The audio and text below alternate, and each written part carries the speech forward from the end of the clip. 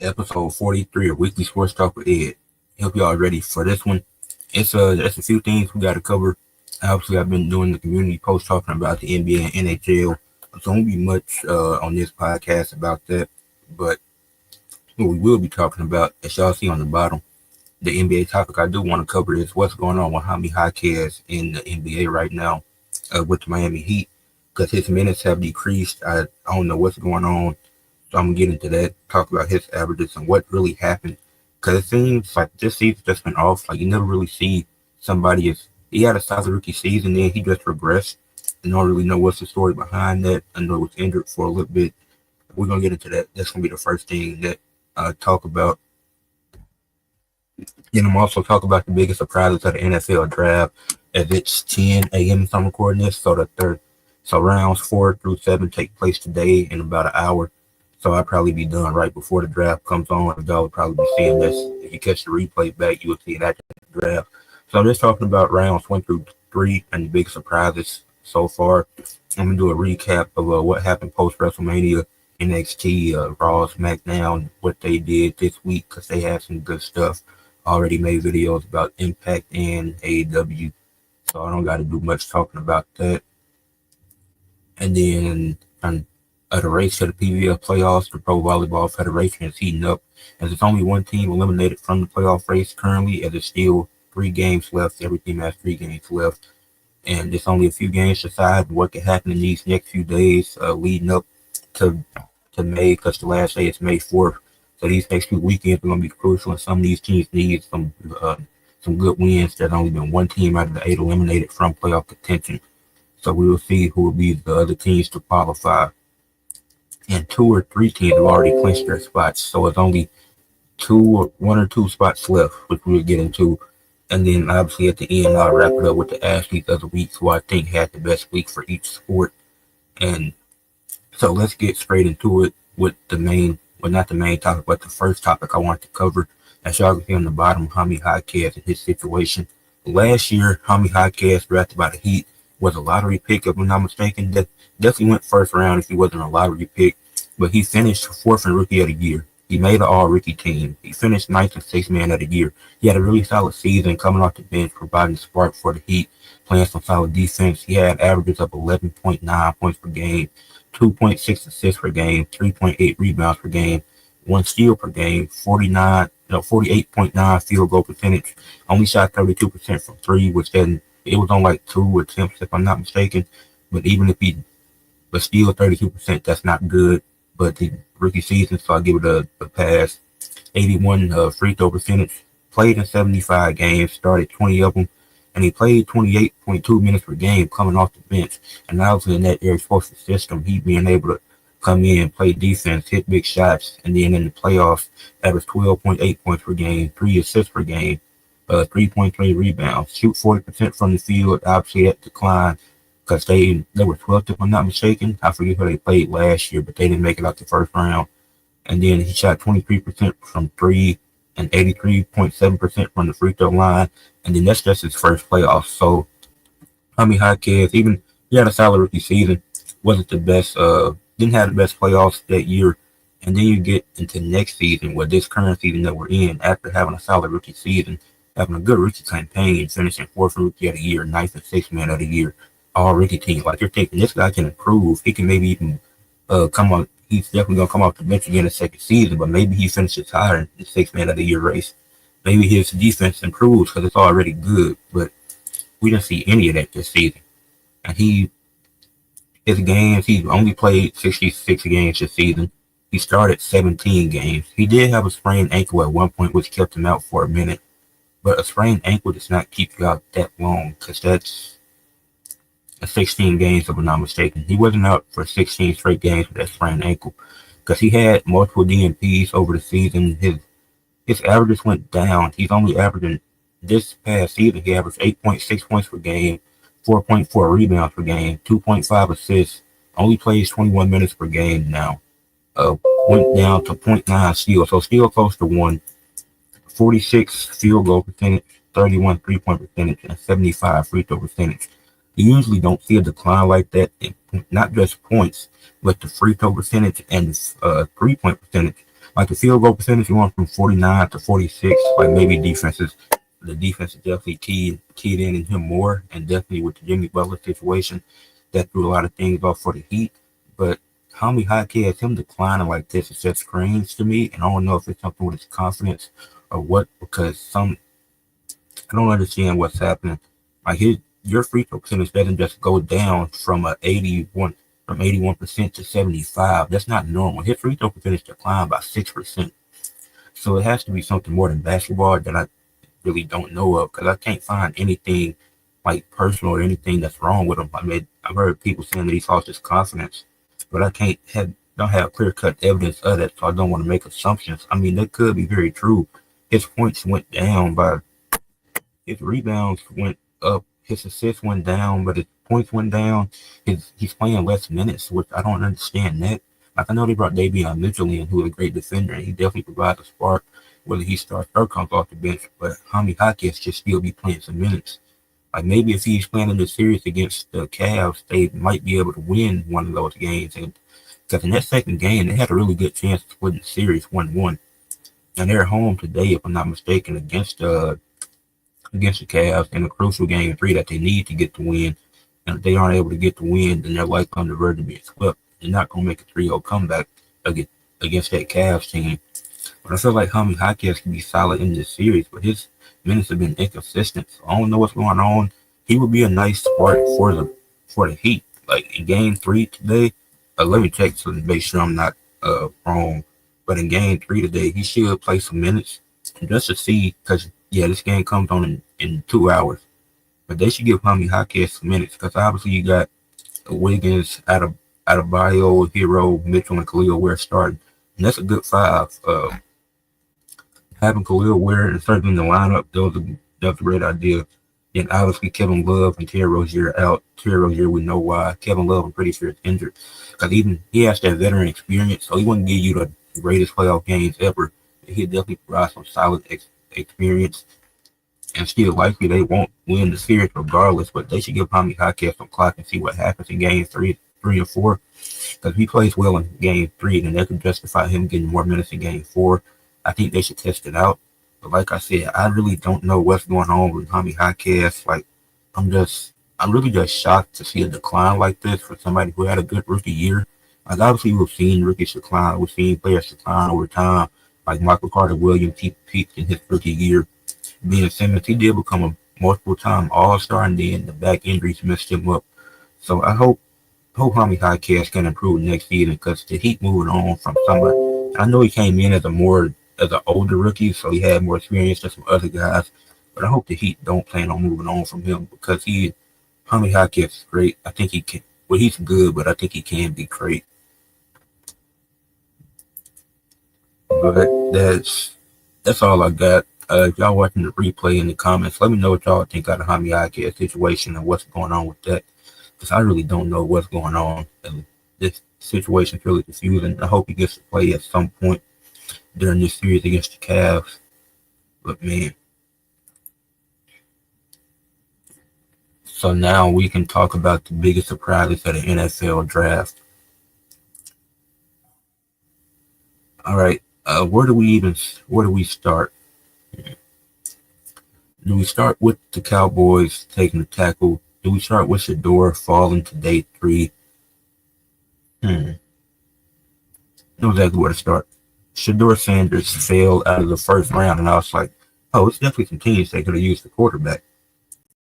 And then he falls out of the second round. I was like, okay, this is getting weird, because Tyler Shoe might have said his name wrong, but Tyler Shoe gets drafted. And I'm like, okay. And he got drafted before Dylan Gabriel, too, which was even surprising to me, because I was like, I forgot that Dylan Gabriel was in the draft. So then I'm going to pull up the quarterbacks, if I can, that were drafted. So day 1, there was 2 quarterbacks drafted in the first round. Cam Ward going first. He was the unanimous first overall pick. The Titans definitely getting him. He's going to be great with Tennessee. And them getting, who did they get? Tyler Lockett? Yeah, I think they got Tyler Lockett. So he's going to be let me make sure I'm not wrong, but I think they got Tyler Lockett, which would be a good security blanket for him. That's not okay. Yeah, Tyler Lockett went to the Titans on a 1 year, $4 million deal worth up to $4 million deal worth up to $6 million. So that's a good pick. And then getting Cam Ward, okay, that's justified. Cam Ward was worthy of going first. So teams like the Giants, the Browns, the Seahawks, I'm trying to think, the Saints, etc. There's a few teams that's like they definitely need a quarterback. And the Giants, I know they got Russell Wilson, but they end up taking Jackson Dart. They got Russell Wilson, Jameis Winston, and Jackson Dart. And that's a good pick. Jackson Dart isn't bad. I don't think he's better than Shador. I don't even think he's better than Dylan Gabriel, to be quite honest. But Jackson Dart, he went to the Giants. So congratulations to him. He's going to be, because no matter who they drafted, they were going to be a backup or be third string. They'd probably be the backup, have Jameis Winston as a third string guy, because that's what he's best fit as now in his career. So, okay, those two picks are completely understandable. For Jalen Milroe went to the Seahawks, so he's going to sit behind Geno Smith, who they got. So that team, not Geno Smith. Geno Smith was on the Raiders. He's going to sit behind Sam Darnold, who went there. So that'll be solid for Jalen Milroe. Forgot where Dylan Gabriel went, and I know that the Saints got Tyler Shugett. Dylan Gabriel, like I said, I forgot where Dylan Gabriel went, because I had to look that up. Because there's 8 things that I wanted to talk about, and Dylan Gabriel wasn't one of them. But I'm trying to see where Dylan Gabriel went to. He went to the Browns, which the Browns, they needed a quarterback. I'm glad the Browns I'm getting to too, because I don't know what they were thinking with what they did. But Shador, him falling all the way to day 3, it don't make any sense to me. Like, Shador is a great quarterback. He was projected to go first round, maybe second at latest, and now he's falling to day 3 and could potentially go undrafted. And there's teams that definitely need quarterbacks, like the Raiders. I don't know if they picked the quarterback, but if they had a chance, take Shador and have him be the backup to Geno, because I'm sure the Raiders have a few picks today. And they got Ashton Jeanty, which was a great pick. I don't think the Raiders drafted a quarterback, which if they did, then I could be wrong, but I'm pretty sure they don't have a quarterback or a backup quarterback for Geno, because Geno is going to be solid, but he's definitely going to need somebody to back him up. Because I know they didn't draft, but the Raiders did have a really good draft. I'm going to get into them too, because I'm surprised by how good their draft was. So shout out to the Raiders, because they did a lot of good things. But the second thing I wanted to talk about, because I don't want to jump all over the place, but the Browns trading down to get Mason Graham was probably one of the weirdest decisions. I didn't understand that the Steelers also need a quarterback, but the Steelers or Rams could use Shador as a backup. That would be a good fit. No, he could start with the Steelers, then the Rams could use him as a backup for Stafford. But as I was saying, the Browns trading down to get Mason Graham didn't make sense to me, because you could have stayed at 2 and got Abdul Carter. Now, I know that the Jags gave him a first-round pick for next year as well, but Abdul Carter is the better fit and the better pick. But you trade down to get Mason Graham, who was a worse defender, and you could have just took Shador there to get a quarterback. So I don't know what the Browns were thinking. I didn't really like their draft. I feel like they could have been better in a lot of areas, but this Browns team is still going to be the worst team in the AFC North. It's still between the Steelers, Bengals, and Ravens to win the division. The free agency, they didn't really do nothing, and this draft hasn't really addressed any of their problems. Maybe they can do some stuff today in rounds 4 through 7 to help improve this team, but I don't know. The Steelers not taking a quarterback at number 21. That was also a big surprise. And let me just say, the dude that did get selected, his mom passed away, so prayers up to him. That's definitely tough. Nothing against him. That's not what this is about.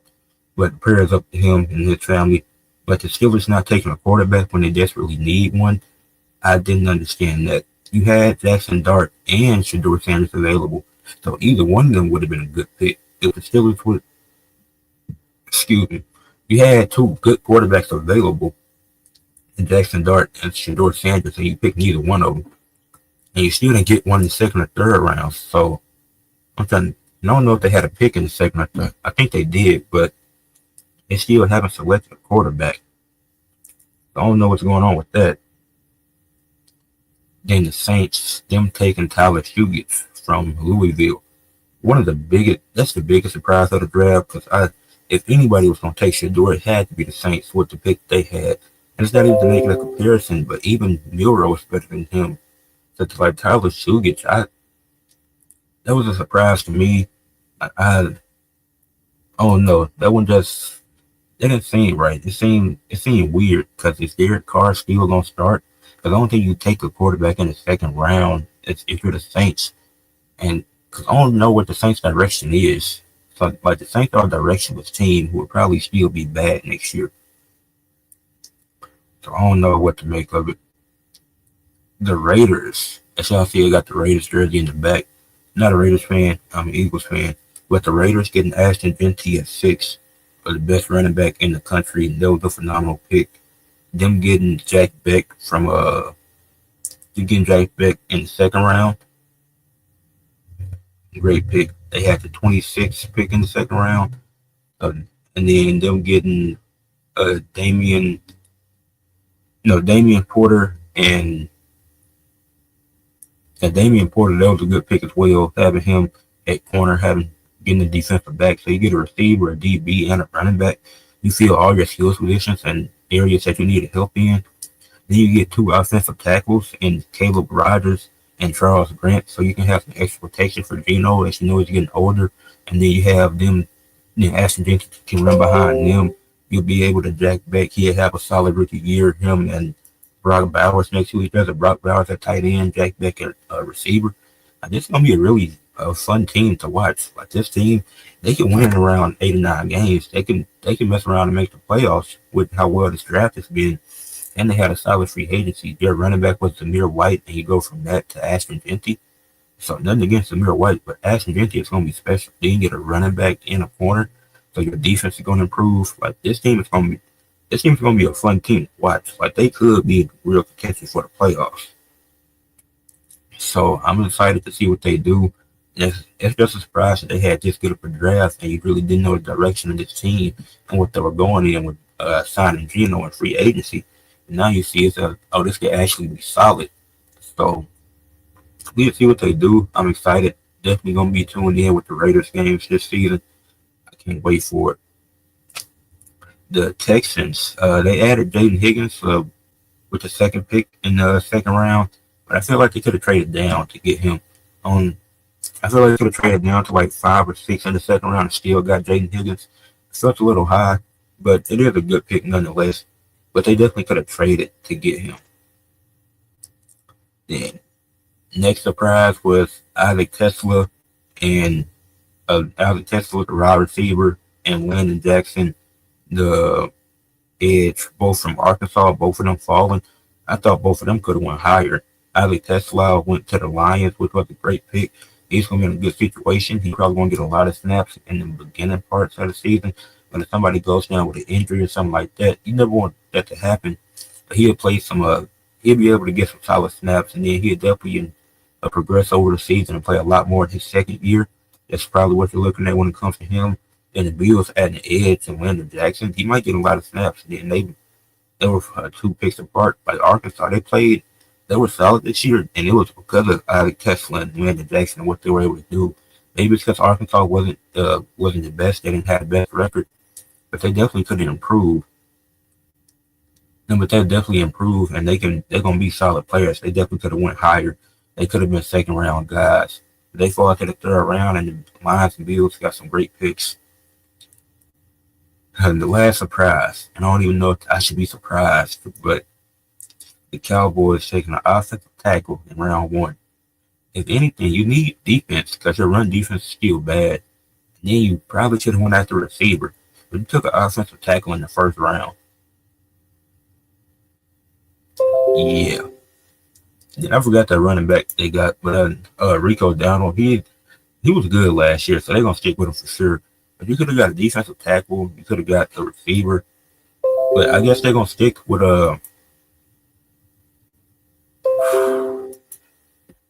I guess they're just gonna stick with what they got and stick with a tackle. I mean, they definitely behind Rico Dowdle getting him some more protection. So the running game will be good next year for the Cowboys. But this pick, I didn't get it. I'm surprised they picked the offensive tackle when they could have traded down to get him, or they could have waited for the second round because there wasn't many. I know Will Campbell, he went pretty high to the Patriots, but they needed the offensive tackle bad. I don't know, the Cowboys, that was one of their needs, but they could have got that later in the draft, or just traded down like 2 or 3 picks to get him. But still was kind of high.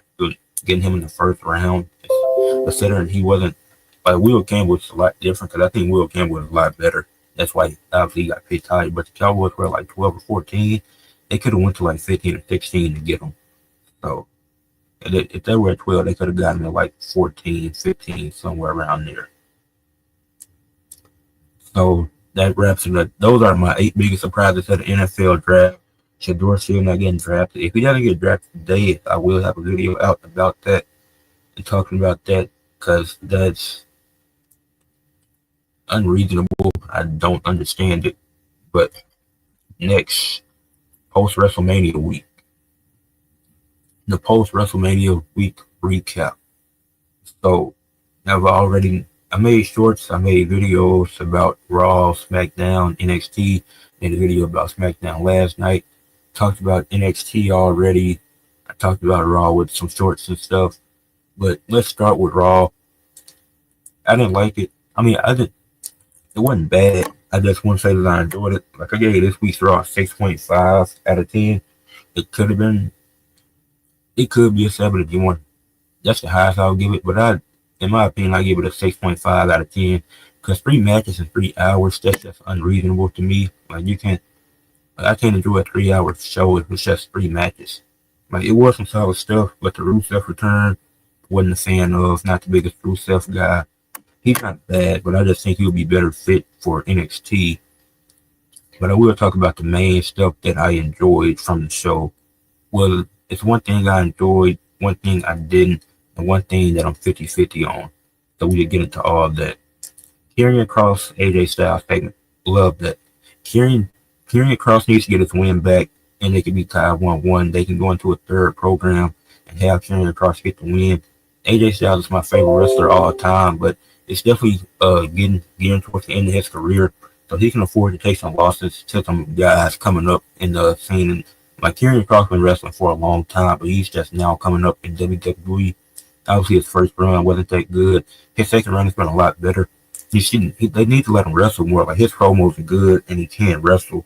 I've seen him wrestle in the event, seen him wrestle on across the world. So Karrion Kross is solid. I get my fans are behind Karrion Kross. It's not just the Las Vegas people because he's from Las Vegas, so obviously they're gonna cheer for him. But he's really over with a lot of crowds if you really pay attention, not just Las Vegas. But Karrion Kross, him and AJ, they should have a program and make them a tag team. Like if AJ Styles last ever title run is him being tag team champions with Karrion Kross, I would love that for him because it would help Karrion Kross. It would just help boost his career and it would make for a fun storyline. So I do like that they're playing into that because Karrion Kross is right. You had these outsiders like Logan Paul coming in, and you have to go back to your evil ways to beat them, even if you don't want to. It is necessary in what you have to do. So Karrion Kross was right. He did a better job promoting their feud than anybody. So shout out Karrion Kross. Love AJ, but I need to see them have 2 more matches. Karrion Kross get 2 wins. So he can be 2-1 against AJ and have them become a tag team. Had them going a tag team title run.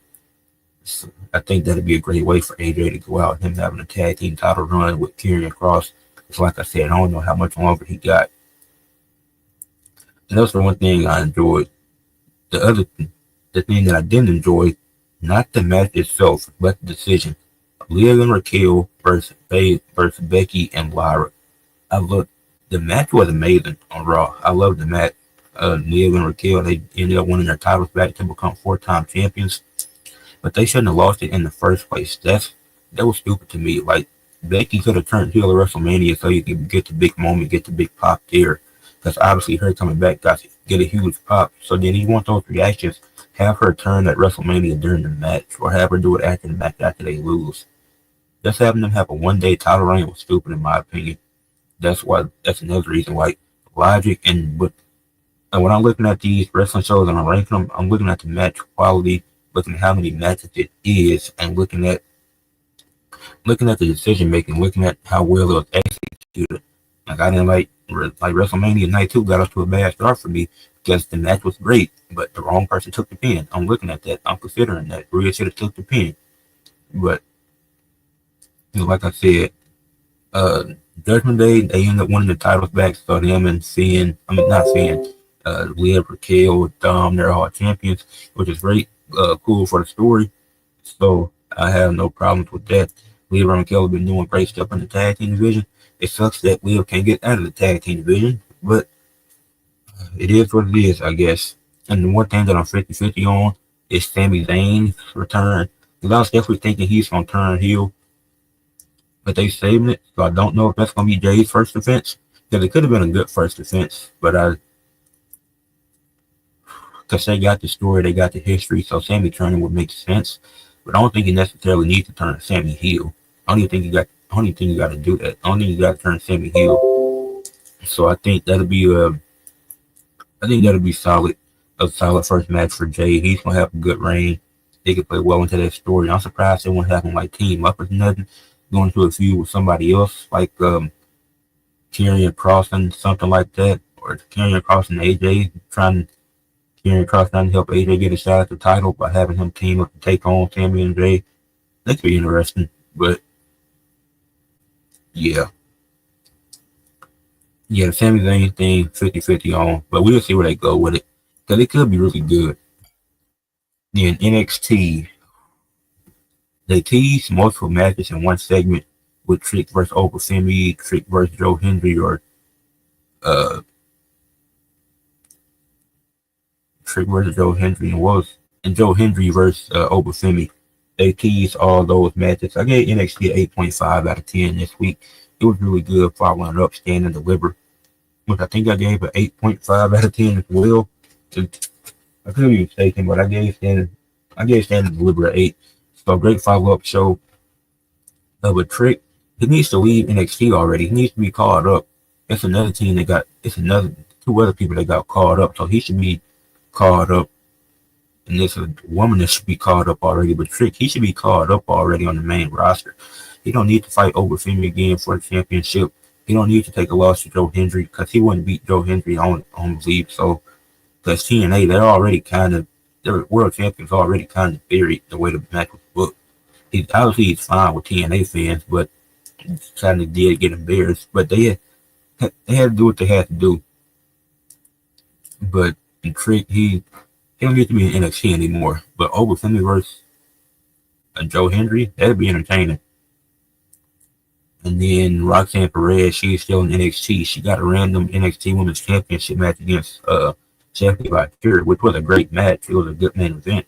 But she didn't need to get another shot at the title because she lost anyways. So what's the point? Why is she trying to become a 3-time Women's Champion? Why is she trying to become a 3-time World Champion, World Men's Champion? I don't get that.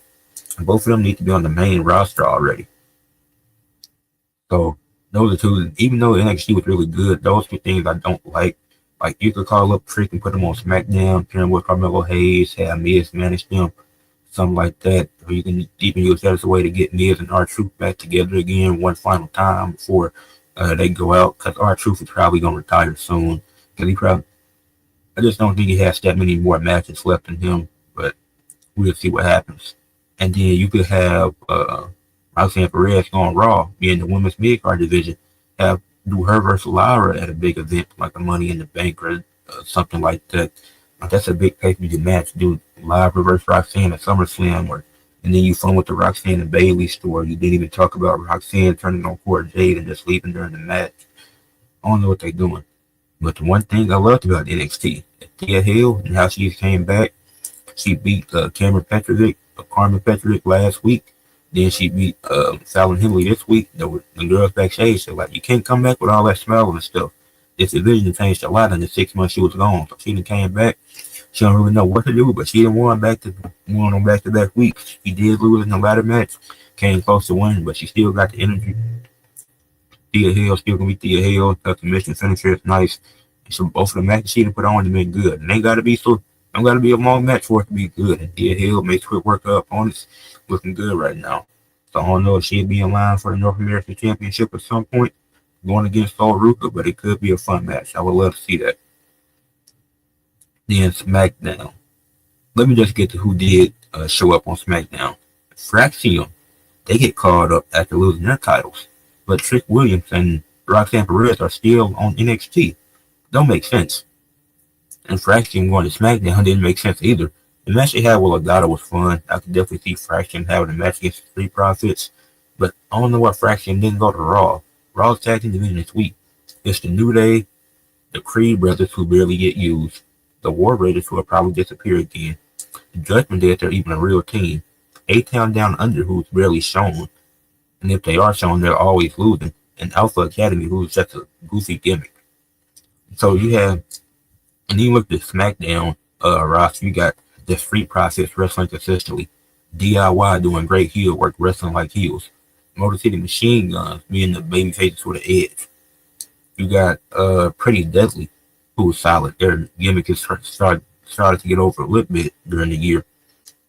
You got Legado del Fantasma, who's a good team. They've been getting some momentum recently. And even though Fraction going to SmackDown added the sixth tag team, the SmackDown was doing more with less tag teams. Raw has more tag teams, but SmackDown has deeper tag teams. Like their tag teams are better, and they get more TV time. They're showing consistently. They're putting in the work to put on good stories. Why do you think we got a TLC match on SmackDown after WrestleMania? So, but I don't know. They really don't value the Raw division. You could have traded one of the Raw teams to SmackDown and just had Fraction go to Raw, do something like that. I mean, you got the Bloodline on SmackDown technically, with when Tama Tonga and Tonga Loa come back together, because they'll probably have them come back at the same time, so they'll add a nice spark to the tag team division. But yeah, SmackDown tag team division is tough. Like once Tama Tonga and Tonga Loa come back together, it's gonna make the tag team division even better. So yeah, but if they're able to debut, Trick and Roxanne should be called up by now. Cena versus Orton at Backlash. I know people saying it's too early, but I don't think Cena's losing to Randy his last match. I never thought it was Cena's last match. That's just my opinion. But it does seem kind of early. I know they're doing Backlash in St. Louis, but you could have saved it for SummerSlam, make it a big time feel, have their last summer match be at the biggest event of the summer. Like that could have been great. So it does seem kind of early. I think the match would be okay. John Cena's whole thing is he wants to ruin wrestling. So Travis Scott will probably come out. He'll probably wrestle a 1980 style again. Like he's doing a great job as his heel character. John Cena's doing really good, and everything he's saying is right. And then the biggest story from SmackDown wasn't Fraction's debut, wasn't Cena versus Orton. It was Jade Cargill challenging Tiffany Stratton, and they had an impromptu non-title match, which was solid. I thought the match was solid in my opinion, but then they put on a solid match, but then Naomi came out there, started beating up on Jade, which that made sense because Jade said that she was done with Naomi, which she wasn't. He had Nia Jax return, her take out Tiffany, then Nia Jax and Naomi stared each other down. So I don't think they're gonna play into the fact that they family, because they had a segment backstage earlier, and Naomi was like, Nia Jax was like, you better stay out of the way of my title, and Naomi was like, as long as you proceed with caution. So I could see a fatal 4-way match at Backlash. Like you want to make Backlash special, want to have it be a great event. Do Jade versus Tiffany versus Naomi versus Nia Jax. Tiffany just beat Charlotte Flair, who was one of, if not the greatest women's wrestler of all time, definitely in the top 3. So her getting that big win at WrestleMania, following it up at Backlash, putting her in a fatal 4-way where the odds are against her, she has a 25% chance of winning. You have Nia Jax, Jade Cargill, and Naomi, like 3 powerhouse, 3 real strong women going at it. Then obviously you got Tiffany, who's the athletic one. Naomi, she's obviously improved. So them being in this title match, like you really don't know who was gonna take the pin. I think it would be more fitting if Tiffany pinned Nia Jax again. That way she can get the world title picture and do something else. And then Naomi and Jade, you can have them both in the Money in the Bank match. Have Naomi win possibly. Like they gonna present Jade as a big star. Naomi's clearly improved, and WWE has recognized it because the fans have recognized it. So make this a fatal four-way match. I don't think Naomi or Jade should take the pin. I think if they do the fatal four-way, have Nia Jax take the pin. And if they do a tag team match with Tiffany and Jade versus Naomi and Nia Jax, it's still gonna lead to a fatal four-way regardless. So you could do that tag team match on SmackDown and build to the fatal four-way at Backlash. Because that'll be a great fatal four-way match between four very talented women. It'll be a hard-hitting affair. It might not be the fastest paced match, but that's fine. Every match don't gotta be fast paced. So I would love to see a fatal four-way with them four. Like Tiffany, you want to build her up to be a big star, put her to the test and have her in a fatal four-way match. Or if she loses, or Jade pins Naomi to get the title. Yeah, I'm interested to see what happens. But the fatal four-way match, I'm not opposed to that. So that wraps it up for the post-WrestleMania weekend recap. But let's get into the race to the PVF playoffs and how it's heating up. The only team eliminated from the Sneeze.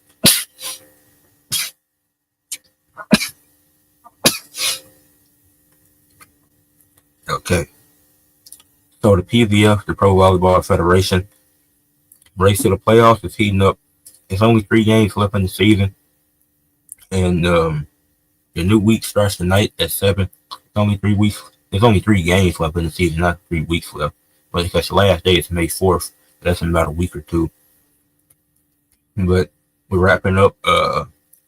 There's only one team eliminated from playoff contention, which is the Columbus Fury at 8-17. There are 2 playoff spots locked up already. No, there's 3. There's 3 spots locked up already. The Omaha Supernovas are 18-7, and the Atlanta Vibe are 17-8. They're both competing for one. They have, like I said, both teams, all 8 teams have 3 games left. But the Supernovas and Vibe last game is against each other. So they both go 1-1, or they both go 2-0. Their last game of the season comes down to whoever gets the first seed going into the playoffs. So them two have been, and the Atlanta Vibe came up they were 500 at one point in the season. Omaha's been the most consistent team in the league that stayed at 1-2 pretty much all year, but the Vibe, they were struggling, and they were like 5th at one point. And then they found their way in the playoffs. They're locked up the top 2 seed. They're guaranteed to get a top 2 seed. And then the Valkyries, they're locked, or the Vibe could fall, but I doubt that. But they'll definitely get a top 2 seed, whether they be them or the Supernovas. Like that last game of the season, that's going to be very important. Unless the Vibe go 0-2, which they can't afford to lose, they got to at least get one. They got to at least get one of these next 2 games going into that last matchup versus Supernovas. Then the Orlando Valkyries, I think they're locked in a top 3 spot at 15-10. If the Vibe win 1 game, then that'll lock Orlando in at 3, as long as they get a win. Because they are 3 games ahead of the Indy Ignite. If they do have a tiebreaker, I'm pretty sure they'll be locked in at 3 if Indy just loses, which would be great for them. So the top 3 seeds, we know at least who is guaranteed to be in the playoffs. But there's 4 teams fighting for 1 spot. And they're all under 500. You had an Indy Ignite at 12-13 at 4. Then you had a Grand Rapids Rise at 11-14 in 5th place. You got the Vegas Trio at 10-15 in 6th place. You got the San Diego Mojo in 7th place at 9-16. The team with the hardest road is the San Diego Mojo. They have to win out and hope for the other teams ahead of them to lose. They have to finish the season 12-16. They have to win the next 3 games. And 2 of those games are against the Indy Ignite.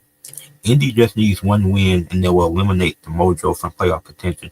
If they win 2 of their next 3 games, they eliminate the Vegas Trio, and they could clinch the playoff spot. So they need to, if they go 2-1, they could eliminate 2 teams. But I don't know if they have a tiebreaker over the Rise, which I have to look into. Because I was looking at some of the tiebreakers last night, so that's why I know the Mojo have to win out and hope for the teams ahead of them to lose.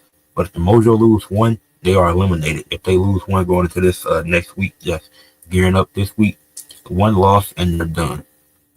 One loss and the Mojo are done. They're out of playoff contention. And I can pull up the Pro Volleyball Federation, pull up the games for the day, and well, for this week actually, and see the Grand Rapids Rise play the Atlanta Vibe today. So the Vibe both of those teams need to win. The Vibe needed just because they're trying to stay in the race for the 1 seed, but the Rise they need it because they're trying to get above Indy for the playoffs. Then Indy play the San Diego Mojo tomorrow, so if the Mojo lose, they are eliminated from playoff contention, which they cannot afford that to happen. And all teams will be playing this weekend. Vegas plays Omaha. Omaha needs to win, and Vegas, they're trying to get into the playoff hunt. Vegas has to win out to make the playoffs. They have to win out, hope for the Rise, and Indy Ignite to lose. That's their path to the playoffs. Omaha just win, and you control your destiny to be in the 1 seed. Then the Columbus Fury played the Orlando Valkyries. Orlando, they've already locked up the top 3 seed. So as long as they get the win and the Fury are eliminated, so they probably they try as hard as they could since they're already eliminated.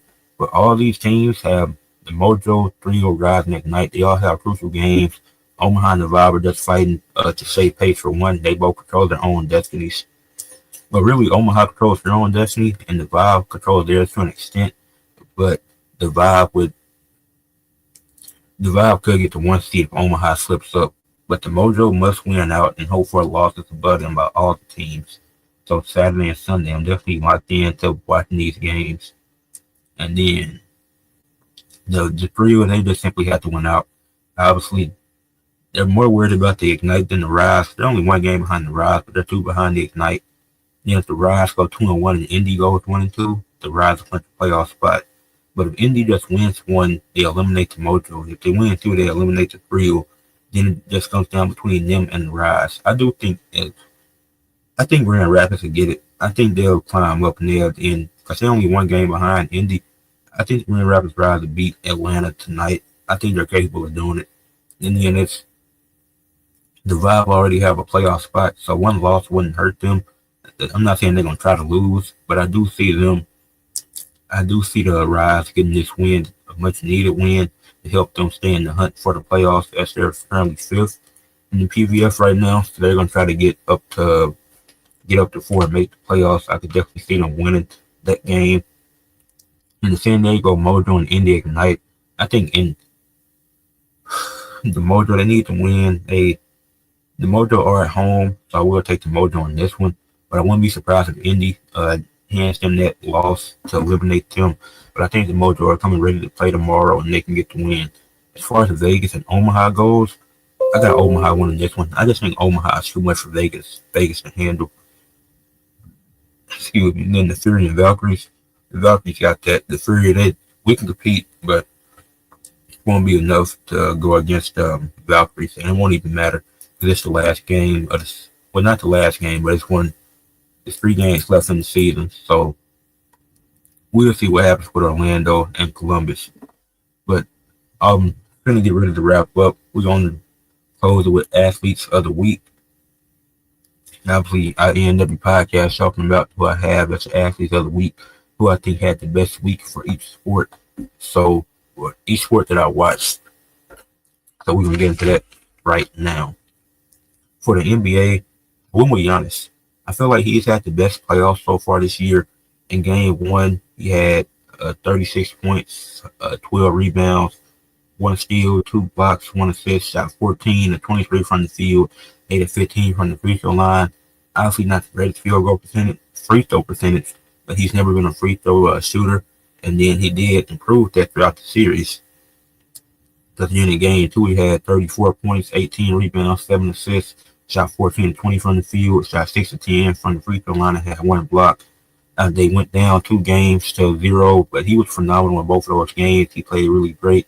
It's not just looking at wins and losses, it's looking at the impact of what Giannis was doing. Giannis wasn't just out there stat padding. He was trying to win the games. Like, this is the playoffs. Everybody's trying to win. He's doing what he can. Wasn't getting much help. Cal Kuzma had a donut in game 1. Dame was just coming back in game 2, so he's trying to get reacclimated to the lineup And in game three, Giannis dropped 37 points, 12 rebounds, 6 assists a game, with one steal. Went 9 of 10 from the free throw line, shot 90% for free throws, and he made 14 out of 19 of his field goals. So great game for Giannis. The Bucks do trail 1-2 in the series against the Pacers, and they have a real chance to tie it on Sunday with Gary Trent if he role players play better at home. I'm not saying he's going to drop 37 again, but role players do play better at home, and that's why Gary Trent had that spark. Because when you had a home crowd behind you, it's definitely going to add a different look. And Dame will probably be better in game 4 as he's just coming back. So it's definitely going to take a couple of games, maybe more for him to get reacclimated and to get readjusted with him being out for a few months. But Giannis been the best player in the playoffs so far, in my opinion. For the MLB, went with Cal Manzadora, 15. The Guardians led the Guardians to a 3-1 record this week. Was at bat 15 times, had 4 runs, 5 hits, and 6 RBIs. Had a really good week. These are all combined stats. It's not just one game. He's through the 4 games that he had, and he played well in every game, maybe except for that last one against the Yankees that they just lost. But 3-1 record for the Guardians, and the team that I had high hopes for, the Guardians, that I predicted them to have another great season and go deep in the playoffs once again. So shout out to Cal Manzadora because he had a great week, and I had to reward him. For the NFL, not for the NFL, for the NHL for hockey, I went with Austin Matthews for the Maple Leafs, leading them to a 3-0 lead over the Senators this week in the Battle of Ontario. The Maple Leafs have just been on absolute fire. In these 3 games so far, he has a total of 1 goal and 4 assists, which is 5 points, a +4 and 11 saves. Just over a week and 3-0 series lead, them just dominating the Senators in that series. Like the whole Maple Leafs team has been on fire, but after Austin Matthews, that's his impact. Him being able he don't got to score goals to be impactful. He can get assists on goals, lead up to that moment. He can have multiple saves, because obviously it's the goalie's job to have saves and stop the puck from running the goal, but him being able to do that as well. Just having a great all-around games in the series so far as NHL playoffs and NBA playoffs are going on. New Japan Pro went with Hiroshi Tanahashi. He defeated Jeff Cobb in what was a fun match at what was the event? It was Road to Wrestling, the Tonka or something like that. It was a fun match. You gotta catch up on some New Japan once I get finished with this. For TNA, I wouldn't usually do this, but I went with Tessa Blanchard because she defeated Missy Kate, and the match usually you thinking, well, it's a jobber match. No, this was a solid jobber match. Like Missy Kate, random. I think TNA can give her a chance because she looked solid in the match. Tessa Blanchard did a good job making her look solid, making her look good in the match. And then she cut a good promo before the match, which we didn't even talk about, building up to her match against Masha Slamovich tomorrow at TNA Rebellion. And so that match, that was a cool match. It was solid. For the PBA, Pro Bowling Association, going with Jacob Buttross. He went 5-1 this past week, lost at the finals of the PBA Tournament of Champions, and had an average of 219.6. Phenomenal week for him. He almost went the distance, almost went 6-0. He was so close. He was almost there. Wasn't able to get it done, but I'm not going to take away from that. He had a great week. He showed up and showed out. I make shorts on bowling too, so you miss out on those, go back and watch them, and you'll be able to find them. For AEW, I went with Jamie Hayter. Her match with Chris Statlander in the Owen Hart semifinals was amazing. So I went with Jamie Hayter this week. Her winning made sense to me, so I didn't have a problem with it. So shout out to Jamie Hayter for getting that win this week and moving on to face Mercedes Moné at Double or Nothing. For the PVF, my athlete of the week is Maria Monterrey for the Atlanta Vibe. 3 kills last week, 46 assists and 7 digs, and a win versus Omaha, which was a much needed win. Like the Vibe, they're trying to the Vibe are trying to get that first seed, so it was definitely much needed. And they got one more game against each other at the end of the season, so we'll see who wraps up that 1 seed. For golf, I'm with Bryson the Trube. They had a -8 in the and Leo's Golf Mexico round one. So round two is going to take place today. Round three tomorrow. So I'm excited to see what happens with that. And then for WWE to cap it off, I went with Stephanie Valkyrie. Had a great week. Had wrestled 3 different times this past week. Defeated Jordan Grace, Julia, and Jada Parker in the Fatal 4-Way at NXT Stand and Delivered in what was an amazing match.